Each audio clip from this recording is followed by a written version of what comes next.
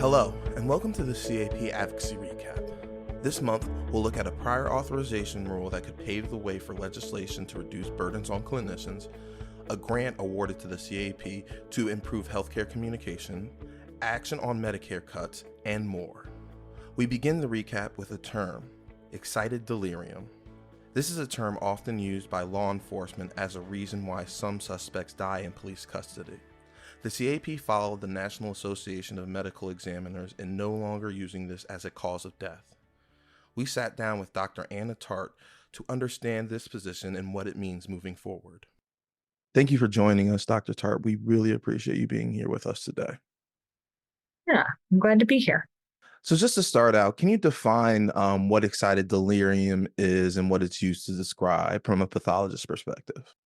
Sure. So excited delirium is a term that typically is only used by forensic pathologists, so a special specialty within pathology. And it's used to describe a constellation of findings, and typically these findings are based off of scene reports, descriptions from bystanders, witnesses, law enforcement, emergency medical services, and trying to sort of bring everything together to describe a cause of death. Thank you. Why did the college support the position of the National Association of Medical Examiners and no longer use it as an official cause of death? So like I said, it was like a constellation of symptoms. And the problem with trying to describe a constellation is that we don't get great detail. And so the National Association for Medical Examiners put out a statement saying that, this was not a specific cause of death. Instead, the National Association for Medical Examiners was encouraging forensic pathologists to instead use underlying causes as to why someone may have been in a state of excited delirium to better give a more specific cause of death. And has there been any sort of response from law enforcement at all, or any sort of response from them as to this decision? Yeah. I haven't heard any pushback or support from law enforcement in particular. There was a bill that was introduced and passed by the California legislature, stating that it could no longer be used as a cause of death. And sorry, this might go on a bit of a tangent.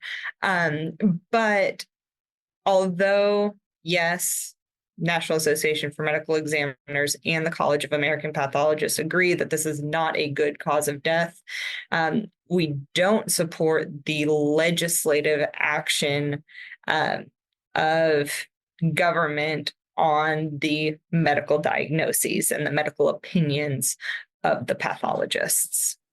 Absolutely. And how does this specific decision impact forensic pathologists, and what can they do to learn more about this?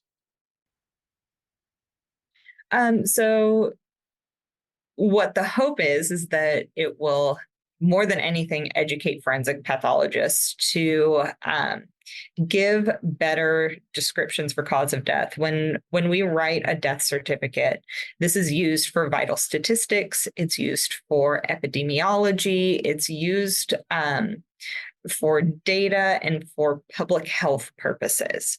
And so when we put a more specific cause of death, we can better identify maybe problems within communities, better alert those community members, service workers in those communities to either be on the lookout for and hopefully ultimately prevent deaths better. We're really trying to be at the forefront of public health in this decision. Part of that also, that vital statistics goes along with excited delirium wasn't ever a recognized diagnosis for even physicians who work in emergency departments or anything else. And so we're trying to better match up our diagnoses also to, again, give better continuity in patient care and answers for families.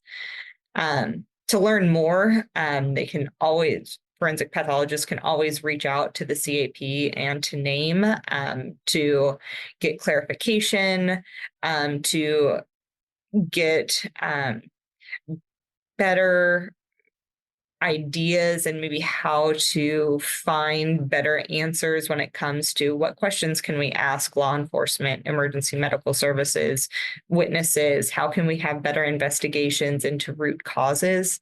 And so reaching out to peers, colleagues in other states, other jurisdictions for these ideas can certainly be helpful. I think one thing to certainly say is we also want to recognize that oftentimes excited delirium is used in law enforcement apprehensions and often comes at the expense of minorities. And so we've been trying to recognize that bias and again, just try and be as specific as we possibly can for families, no matter race, ethnicity, situation, anything like that, but just trying to be as precise as we can to provide better data and better answers to families. Well, I think that's a perfect note to leave it off on. Thank you so much, Dr. Tart, for talking to us. We really appreciate it. Of course. Thank you for having me. We turn now to updates related to prior authorization. The CMS released a final rule that makes important reforms in prior authorization programs for medical services. The rule comes as the House continues to advance the bipartisan Improving Seniors' Timely Access to Care Act, a prior authorization bill to better serve patients and reduce unnecessary administrative burdens for clinicians.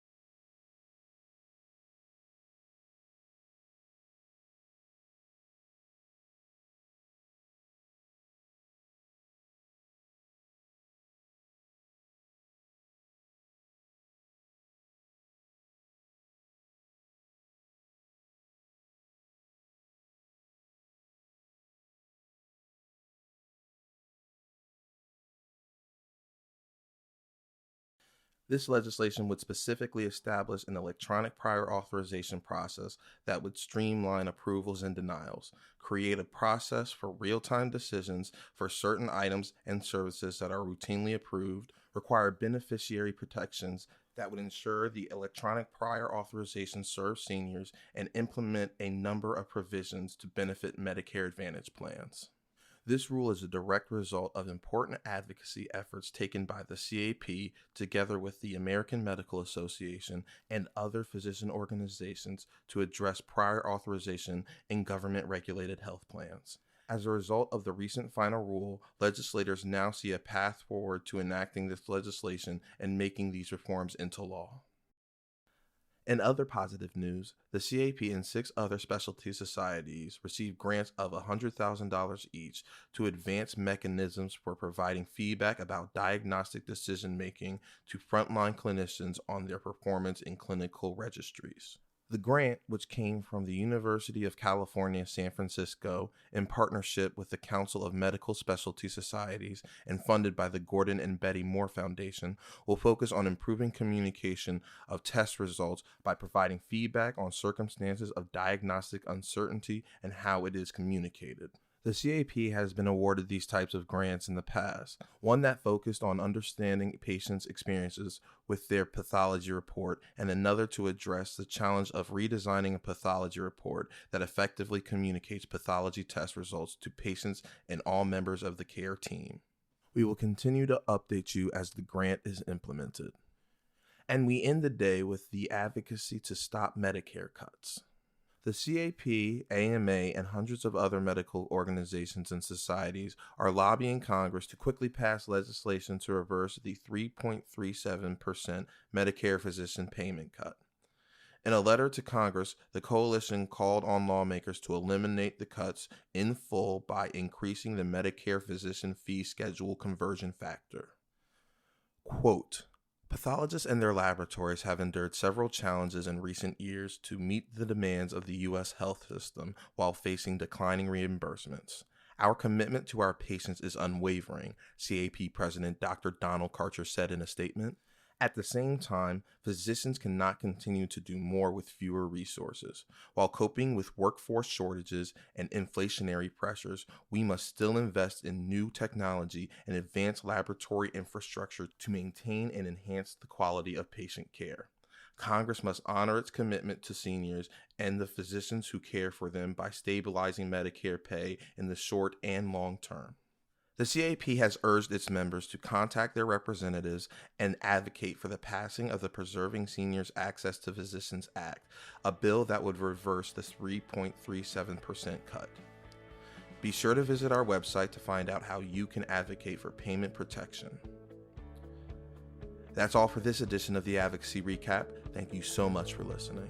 For more information on any stories you hear today, be sure to subscribe to our weekly newsletter and follow us on X at CAPDC Advocacy. Once again, for CAP Advocacy Communications, I'm Alec Bose, and we'll see you next month.